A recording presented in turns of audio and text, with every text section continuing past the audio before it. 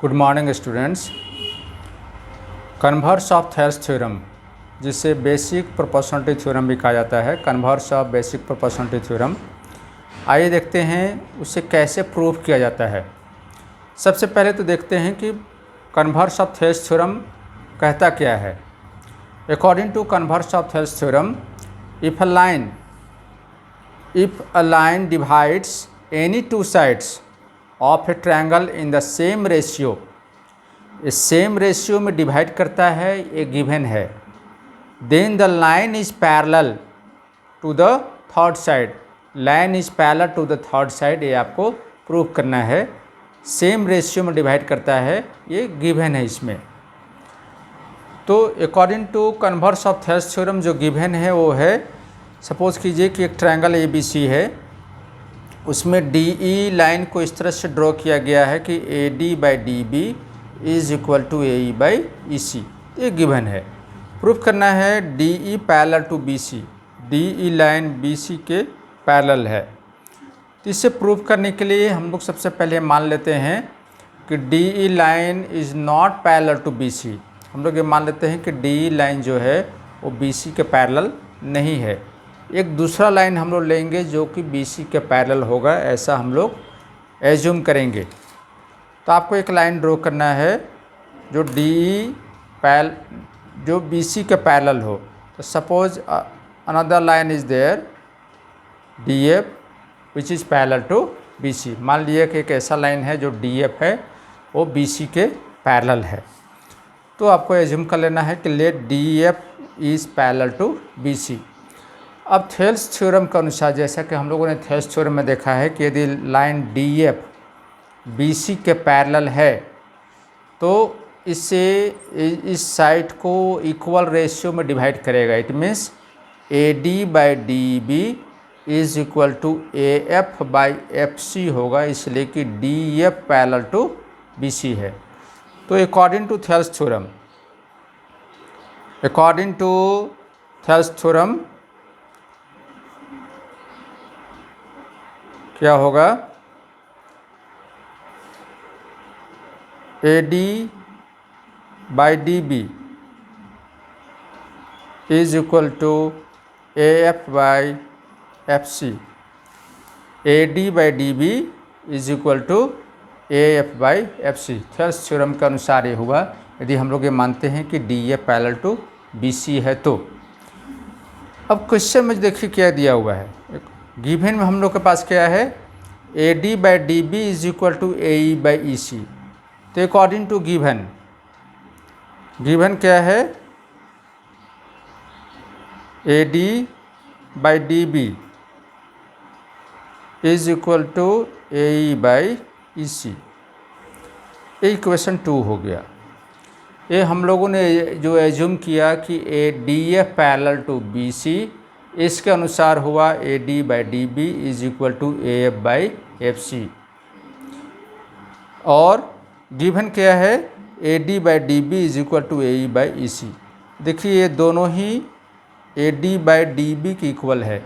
It means from equation and 2 क्या होगा, AF/FC is equal to AE/EC, इसलिए कि दोनों का LHS सेम है। तो फ्रॉम इक्वेशन 1 एंड 2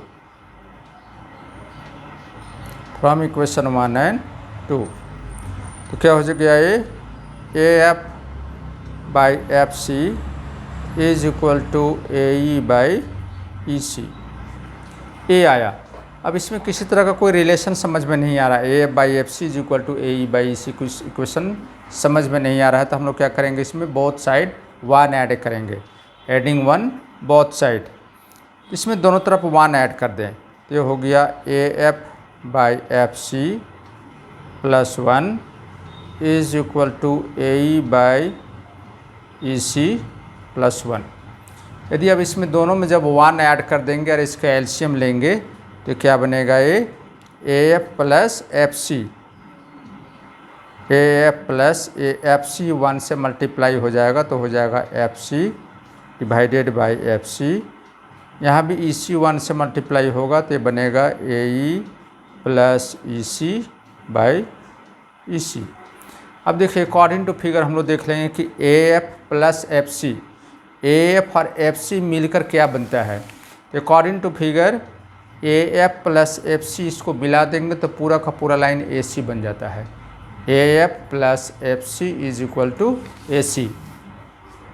तो इस AF प्लस FC की जगह हम लोग लिखेंगे AC by FC is equal to, अब अकॉर्डिंग टू फिगर चलिए देखते हैं कि AE प्लस EC, AE और EC दोनों को ऐड करने पर क्या बनता है। तो according to figure AE plus EC को यदि मिला देंगे तो फिर से ये AC ही बनता है। AE plus EC is equal to AC। तो AE प्लस EC की जगह क्या लिखेंगे हम लोग? AC by EC। अब देखिए यहाँ पर हम लोग का क्या रिलेशन आ गया, AC by FC is equal to AC by EC। तो दोनों साइड में जो न्यूमरेटर है वो न्यूमरेटर सेम है, दोनों AC है। जब न्यूमरेटर दोनों सेम है तो डिनोमिनेटर भी आपस में सेम होगा। तो हम लोग क्या लिख सकते हैं? FC is equal to EC। तो हम लोग लिखेंगे therefore FC is equal to EC। अब देखिए अकॉर्डिंग टू फिगर, अब पहले आप इसे ध्यान से देख लें क्या लिखा हुआ है, FC is equal to EC। It means FC length और EC लेंथ दोनों सेम है, ऐसा बोलता है। अब फिगर में क्या है देखिए, FC यहाँ से यहाँ तक है और EC यहाँ से यहाँ तक है। उस रिलेशन के अनुसार FC का लेंथ और EC का लेंथ सेम होगा, जो अभी पॉसिबल नहीं दिख रहा है, इसलिए कि FC का लेंथ ज़्यादा है और EC का लेंथ कम है। लेकिन ये बोलता है कि FC is equal to EC, हम लोग का ऐसा रिलेशन आया। तो ये पॉसिबल क्या होगा? ये पॉसिबल कब होगा? ये पॉसिबल तब होगा जब F और E दोनों सेम पॉइंट हो। इट मीन्स F और E टू डिफरेंट पॉइंट ना हो के सेम पॉइंट बन जाए, F भी यहीं पे हो, E पर भी हो। तो हम इस पॉइंट को E बोले या F बोले, उससे कोई फ़र्क नहीं पड़ता है। तो हम लोग को इसके बाद यही लिखना पड़ेगा, आपको यहाँ लिखना पड़ेगा इट इज़ पॉसिबल। आप लिखेंगे यहाँ पर it is possible only when F and E are the same point.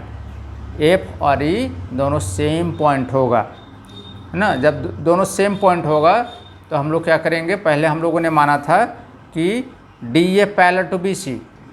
तो DA पैरेलल टू BC में F और E दोनों सेम पॉइंट हो गया, तो F की जगह हम लोग E भी बोल सकते हैं, तब ये हो गया DE पैरेलल टू BC। तो आप यहाँ पर लिख लेंगे it is possible only when F and E are the same point, therefore DE parallel to BC, DE parallel to BC।